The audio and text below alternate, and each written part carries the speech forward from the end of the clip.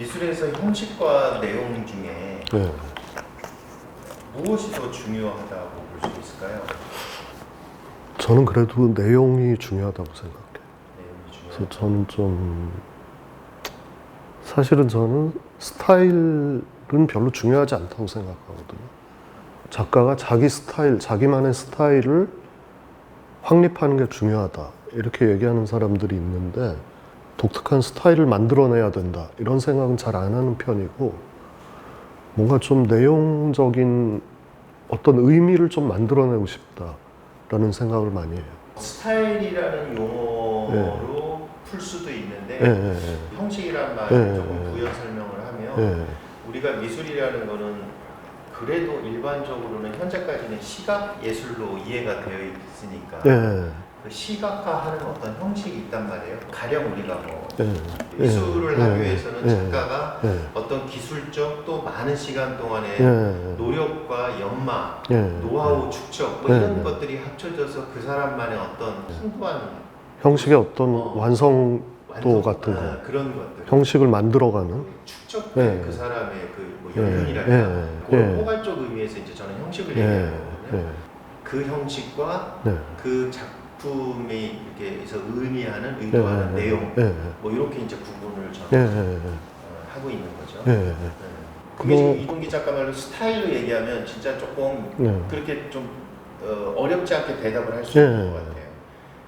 근데 지금 제가 의미하는 그런 좀 이렇게 좀 포괄적 의미의 그런 형식 그렇게 얘기하면 저는 좀 헷갈리거든요. 그게 지금 얘기하신 게 스타일과 거의 같은 얘기인 것 같아요. 제가 볼 때. 자기만의 완성된 형식. 그 나름대로 중요하다고 저도 생각하는데 다른 작가와 구분되기 위해서 중요하다고 생각하는데 저는 그래도 뭔가 의미를 좀 만들어내고 싶어요. 작품에서. 단순히 시각적인 어떤 형식을 완성시키고 좀 인식시키는 것보다는 내용을 발생시키고 싶다는 생각을 하여튼 초기부터 많이 해왔어요. 저는 이제 작품의 의미가 미술 작품 안에 이렇게 담겨 있는 게 아니라고 생각해요. 그래서 사람들이 작품의 의미는 작가가 주머니 안에 물건을 집어넣듯이 작가가 자기가 생각하는 의미를 작품 안에 이렇게 담아 놓는 거라고 생각하는데 의미는 그런 게 아니고 그 작품이 이렇게 딱 어떤 맥락에 놓이면은 의미가 발생하기도 하고 사라지기도 하고 또 막 시간이 지나면 새로운 의미가 거기 또 발생하고 이렇게 계속 변하는 게 의미라고 생각하거든요. 네. 근데 지금 그 말씀대로라면 네. 작가가 작품에 어떤 의미를 부여하는 게 네. 의미가 없어지는 거 아니에요? 네. 그러니까 제가 얘기하는 의미는 기존에 작가가 작품 안에 의미를 심어 놓는다는 그런 의미를 얘기하는 건 아니에요. 그러니까 제가 원하는 거는 작품이 그냥 어떤 개별적으로 저로부터 독립해서 어떤 상호작용 같은 거에 의해서 의미가 발생되기를 원하는 거예요. 근데 그거는 어떻게 보면 작가와 무관한 걸 수도 있고 어쨌든 저는 그런 어떤 지점에 제 작품이 놓여지기를 원해요. 근데 갑자기 그런 생각이 드네요. 네. 작품 그 제작의 형식을 매우 중요시하는 작가가 네. 어떤 면에서는 그 작품의 전지적 의도를 네. 욕심내는 사람일 수도 있겠다는 네. 생각이 드네요. 아, 그러니까 그 의미를 열어놓는 것이 아니라 네. 내 작품은 보는 사람이 이렇게 느껴야 돼라는 네. 거를 명확하게 가지고 있고 네. 그거를 욕심을 내니까 그 형식에 더 집중하게 되는 그럴 수도 있겠다는 생각이 갑자기 제가 딱 구분하기는 힘들지만 그런 작가들도 꽤 있는 것 같거든요. 그 작업의 형식, 기법 우리가 뭐 여러 가지 용어를 만약에 막 불러온다면 스타일, 기법, 노하우 뭐 어떤 재료에 대한 막 성찰 뭐 이런 그런 작가들이 많죠. 굉장히 중요하죠. 물성에 집중하고 사실 물성이란 말은 그 없는 용어인데 우리나라에서만 사용되는 용어인데 하여튼 그렇게 많이 사용을 하죠. 물성이라는 얘기들을 많이 하긴 하는데 제가 볼 때는 물성이란 말은 그냥 없는 용어를 만들어낸 거예요. 국내에서. 대체할 말이 그런 건가요? 대체할 말이 없어. 그냥 물질성 뭐 이런 걸 의미하는 것 같아요. 근데 원래 이제 물성이란 말이 왜 나왔냐면은 일본의 모노하라는 게 있었잖아요. 이우한 계열의 일본에서 발달한 그 좀 추상적인 그 개념적인 그 일본을 이제 휩쓸었던 건데 그게 이제 물파거든요. 물파 한자로. 거기서 이제 물이라는 게 물질 우리가 할 때 쓰는 물질 물자란 말이에요. 근데 그 의미를 정확히 모르고 이제 그 물자를 가지고 들어와서 한국에서 작가들이 이제 물성 막 이런 얘기를 많이 했는데 그 물이라는 거는 서양 철학에서 물 자체라는 게 있거든요. 막 칸트 철학 같은 데 보면 나오는데 이 이우한 선생님이 철학을 전공했던 분이기 때문에 그 물 자체라는 용어를 가져와서 물파라고 이제 모노파라고 이름을 붙인 건데 사실은 이런 물질성하고는 뭐 크게 보면 상관이 있을 수도 있지만 그런 물질성을 얘기하는 건 아니거든요. 이 물이라는 건. 근데 어쨌든 그게 우리나라로 들어오면서 약간 뭐라고 하지? 약간 오역됐다 그럴까? 그 물이란 개념으로 이해를 못하니까 이제 물성 이런 식으로 얘기가 된 거죠. 우리가 이해하는 물질성의 줄임말은 아니다. 네, 그렇죠? 아닌 걸로 제가 알기로는 그렇게 알고 있어요. 저는 매체화, 그런 미디어화, 그거와 상통하는 부분 정도로 이해를 하고 있습니다. 이우한 작가는 이제 본인 작품을 60년대 설명할 때 만남의 현상학이라고 그랬거든요. 물이라는 건 이 현상학에서 이제 어떤 사물의 본질 같은 거, 우리가 감각적으로 인지하지 못하는 어떤 본질적인 세계, 이런 걸 물이라고 일본에서 그렇게 번역을 한 거죠. 물이란 한자로. 그러니까 서양 철학에 있는 독특한 개념인데 하여튼 그 보기에 따라서는 난해한 부분이 있으니까 그걸 잘 정확히 이해를 못하고 이제 물성이라고 막 부른 거죠. 말하자면. 같은 질문이지만 다시 물으면 이동기 작가 본인 작업에서는 내용을 더 중시한다라는 말과 마찬가지로 미술에서 입장에서 이동기 작가는 내용이 그래도 중요하지 않나 이렇게 볼 수 있는 건가요? 추상표현주의 이때쯤까지는 이 작가의 스타일이라는 게 굉장히 중요했던 거예요. 이게 한 인상주의부터 시작이 된 것 같아요. 그래서 작가가 자기만의 형식, 자기만의 스타일을 갖는다는 것을 굉장히 중요하게 생각했고 그런 생각을 갖게 된 거는 이게 역사적으로 보면은 시민사회가 발달하는 단계와 일치해요. 시민사회가 되면서 이제 각 개인이라는 게 중요해진 거죠. 어떤 신분이나 이런 거와 관계없이 어떤 개인이라는 게 세계와 1대1로 이렇게 대응하는 어떤 커다란 세계가 된 거죠. 커다란 또 하나의 세계가 된 거죠. 그게 이제 인상주의 등장하는 시기와 이런 의식이 자라나는 시기가 일치하는 것 같고 그런 근대적인 어떤 개인주의와 개인의 스타일을 중요하게 생각하는 의식 이게 같이 발달한 것 같아요. 근데 예를 들어서 20세기 들어와서 게르하르트 리히터 같은 독일 작가들은 한 사람의 작가가 추상과 구상을 왔다 갔다 하기도 하고 폴케 같은 작가는 한 작가가 막 여러 가지 스타일의 작품들을 동시에 하기도 하고 이런 작가들이 등장하거든요. 폴케 같은 작가는 스타일을 막 왔다 갔다 한다고 해서 뭐 스타일 호핑, 펄쩍펄쩍 뛰어넘는다라는 의미로 그런 작가라고 부르기도 하는데, 그런 작품들이 왜 의미가 있냐면은 앞에 있었던 그런 개인의 세계라는 인식을 막 뛰어넘는 거거든요. 개인의 세계라는 인식 틀을 막 벗어나는 거죠, 말하자면. 그러면서 이제 그런 작품들이 의미를 갖게 되는 거죠. 개인이라는 어떤 주체를 중시하는 사회, 예. 그 지금은 또 그 다음에 어떤 다른 차원이라고. 그런 것도 역시 이제 세계를 좀 다르게 보는 어떤 부분을 반영하고 있다고 생각해요. 어떤 개인이라는 거는 태어나서 죽을 때까지 동일성을 유지한다고 생각을 해왔는데, 그 셀프 아이덴티티라고 하잖아요. 자기 동일성. 이거는 평생 변하지 않는 어떤 정체성 같은 게 있다고 생각을 해왔는데, 그런 개념도 깨지고 있는 게 아닌가라는 생각을 하는 거죠. 제가 이제 제 작품을 비주관적 작품이라고 부를 때가 있는데, 그게 그런 맥락에서 이제 제가 이름을 붙인 거거든요. 그게 뭐 네. 락강이나 이런 정신분석하고는 다른 얘기죠. 그런 얘기는 아닌 거죠.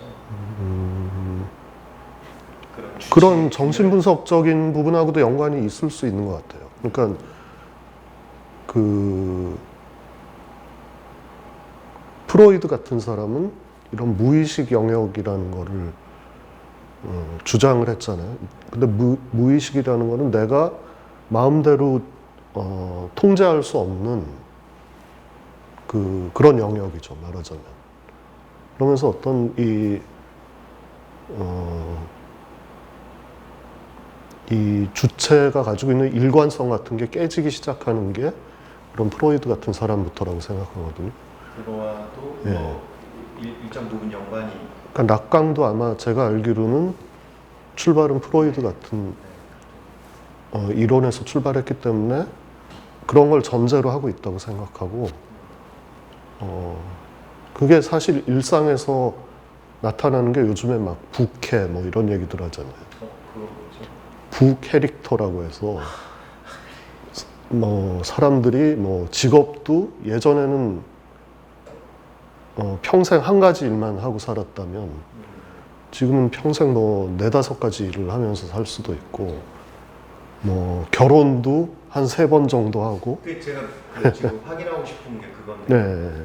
프로이드나 뭐 락강 그 이후에 그 정신분석 뭐 잘은 모르겠지만 그런 부분 관점에서 보면 일종의 사회적 어떤 징후, 질병, 네. 뭐 일정 부분 이런 접근으로 가는데, 네. 지금 이동기 작가가 얘기하는 거는 네. 예를 들어 여러 직업을 갖게 되는 거, 이런 거는 사회적 징후나 질병이라기보다는 네. 사회에 변하지 않습니까? 그냥 예, 변화. 예, 예, 네. 그래서 제가 그걸 다시 여쭤본 이유는 네. 그게 어떤 질병적 징후로서 주체가 이제 과거와 다르다라는 얘기가 아닌지, 네. 아니면 그런 관점이 아니라 네. 긍정적 관점이 아니라 그냥 우리 사회의 변화, 네. 세상의 네. 변화, 그런 관점인지가 좀 궁금했었어요. 프로이드도 이제 어떤 신경증 이런 걸 치료하는 과정에서 정신분석학을 발전을 시켰지만, 그게 단순히 뭐 질병 치료 이런 거에서만 의미가 있는 게 아니고 이제 문화적으로 많은 영향을 끼쳤고, 그 이후에 어떤 사람들의 세계관이라든지 문화에 영향을 줬다고 생각하거든요. 그래서 저는 그런 부분에 주목을 하는 거죠. 그걸 어떤 꼭 병리적인 어떤 현상이라고 보는 게 아니고, 그 세계의 변화 이런 거랑 연관시켜서 생각을 하게 되는 거죠. 뭐 진짜 그 전과 그 이후로 예. 세상을 보는 분석의 예. 그 시선이 참 달라진 건 사실이죠. 저는 그 초현실주의 같은 그 사조가 굉장히 중요했다고 생각하거든요. 그게 어떻게 보면은 이런 주체라는 개념에서 처음 벗어난 작품들이었다고 생각하고, 초현실주의는 이제 프로이드 이론에 굉장히 밀접하게 연관되어 있는 거죠. 그래서 사실은 이 초현실주의가 현대에 끼친 영향은 어마어마한 것 같아요. 현대 영화도 애니메이션과 실사의 결합이다라고 얘기를 했는데 이 아이디어도 따지고 보면은 초현실주의에서 시작된 거라고 볼 수도 있거든요. 전혀 막 예측할 수 없는 두 가지 사물을 결합시키는 이런 방법론 같은 게 하여튼 초현실주의자들이 시도했던 이런 방법론이 현대문화에 너무나 많이 보여요. 예. 뭐 광고라든지 영화, 뭐 미술 작품에도 여전히 보이고 뭐 문학에도 사용이 되고 사실 지대한 영향을 끼쳤는데 예. 다른 건 몰라도 확실한 건 이동기 작가 작품에 예. 확실하게 영향을 끼친 것 같아요. 저도 영향을 미술에서 시각적 형식을 제외한 또는 뭐 소외시켰다 그럴까? 뭐 그렇게 예. 표현할 수도 있고요. 예. 그런 걸 시각적 형식을 제외한 어떤 형식이 구현된다는 것이 가능하다고 보시나요? 시각적 형식을 제외한 배제한, 뭐 소외한, 제거한 뭐 어렵게 생각할 거 없죠. 뭐 예를 들어 네. 청각만 가지고 미술 작업을 한다든지 네. 이런 걸 얘기를 하는 거겠죠. 그런 생각 혹시 해보셨어요? 잘 생각을 안 해본 것 같아요. 미술에서 그런 시도들은 이미 있었죠. 많이 있었죠, 지금까지. 네, 뭐 있었을 것 같아요. 뭐 음향만 가지고 이렇게 갤러리에서 미술관에서 전시를 한다든지 뭐 무슨 후각을 자극하는 전시를 한다든지 또 뭐 이렇게 만질 수 있는 작업들 만져서 작동하는 뭐 그런 시도들은 있었던 것 같은데 그것도 미술이라고 해야겠죠. 근데 그런 시도를 해서 뭐 제도권에 안착한 작품은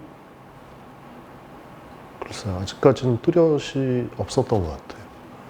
근데 앞으로 뭐 창조적인 어떤 시도를 해서 성공적으로 하는 작가가 나올 수도 있겠죠. 제가 알아보진 않았지만 네. 이미 그런 게 너무 많고 그런 걸로 막 유명해지고 이런 것도 당연히 있을 거라고 저는 생각을 하고 네. 질문을 해본 건데 이런 근데 게 어떻게 보면은 우리가 개념 미술이 등장했을 때 이렇게 눈에 보이는 시각적인 부분보다는 눈에 보이지 않는 뭐 아이디어라든지 작품을 만들어가는 과정이라든지 이런 걸 중요하게 생각했던 거기 때문에 거슬러 올라가면은 뒤시안 같은 사람들한테서 이미 이제 시도는 시작됐던 것 같아요. 그리고 아까 얘기한 뭐 작가인데 지역 커뮤니티에 가서 시민들하고 같이 어떤 프로젝트를 하는 거, 환경운동을 한다든지 이런 것들을 작품이라고 주장하는 작가들도 있죠.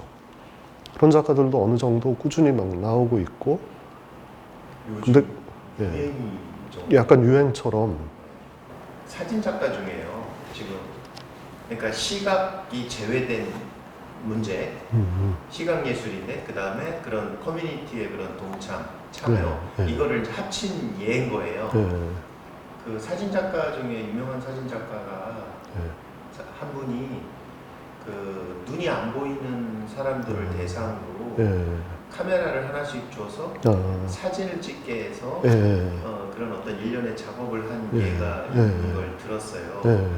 그거는 어떻게 이해할 수 있을까요? 그거는 제가 볼 때는 이런 본다는 거, 우리가 하는 게 시각 예술이라는 거에 대해서 한번 생각하게끔 해주는 작업인 것 같은데요. 그래서 그것도 이제 컨셉추얼한 거죠, 되게 개념적인. 그래서 그런 과정을 중요하게 생각하는 거죠. 눈이 안 보이는 사람한테 카메라를 줘서 작업을 하게 만들었다라는 그 과정이 사실 중요한 거고, 그 과정에 의미가 있는 건데, 어쨌든 결과물은 사진으로 이렇게 나온 거죠. 그 눈이 안 보이는 사람들, 사진을 찍은 사람들한테도 그 의미가 있을까요? 그건 잘 모르겠어요. 그 사진을 찍은 사람들은 본인이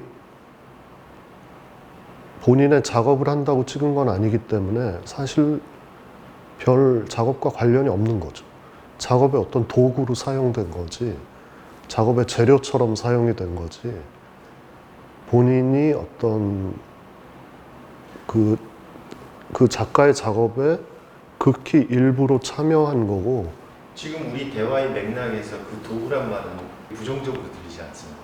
사진을 찍은 눈이 안 보이는 분들이 그 분들을 속이지 않고 처음에 과정을 다 이해한 상태에서 서로 합의한 상태에서 했다면 문제될 게 없는 것 같아요.